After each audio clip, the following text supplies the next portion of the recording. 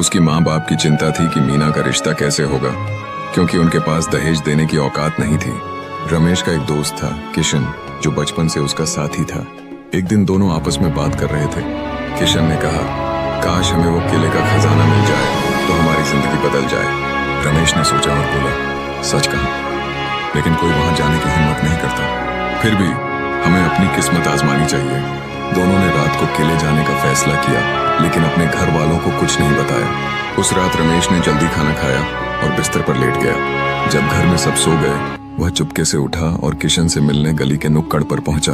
दूर से कुत्तों के भौंकने की आवाजें आ रही थीं। दोनों ने हाथ में मशाल ली और किले की ओर चल पड़े।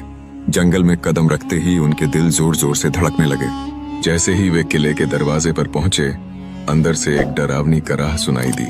किशन कांपते हुए बोला, भाई मुझे बहुत डर लग रहा है, लगता है हम गलती कर रहे हैं। लेकिन रमेश ने हिम्मत जुटाई और कहा, अब जब आए हैं तो अंदर देखते हैं। दरवाजा खुलते ही चमगादड़ें उड़ने लगीं और किशन डर से पीछे हट गया। रमेश ने उसे तसल्ली दी, डरो मत, हम खजाना ढूंढेंगे। दोनों अंदर गए, लेकिन तभी ऊपर से एक रोने की आवाज आई। किशन घबराकर बोला, यह क्या है?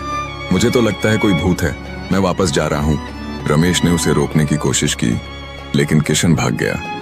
रमेश को अकेला छोड़कर रमेश ने हिम्मत करके सीढ़ियां चढ़ी।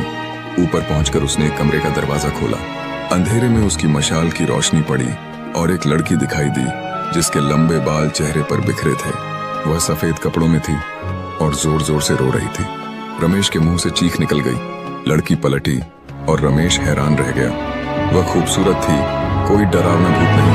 लड़की ने हाथ उठाकर कहा, घबराओ मत, मैं भी उसी की तलाश में हूँ जिसकी तलाश में तुम यहाँ आए हो।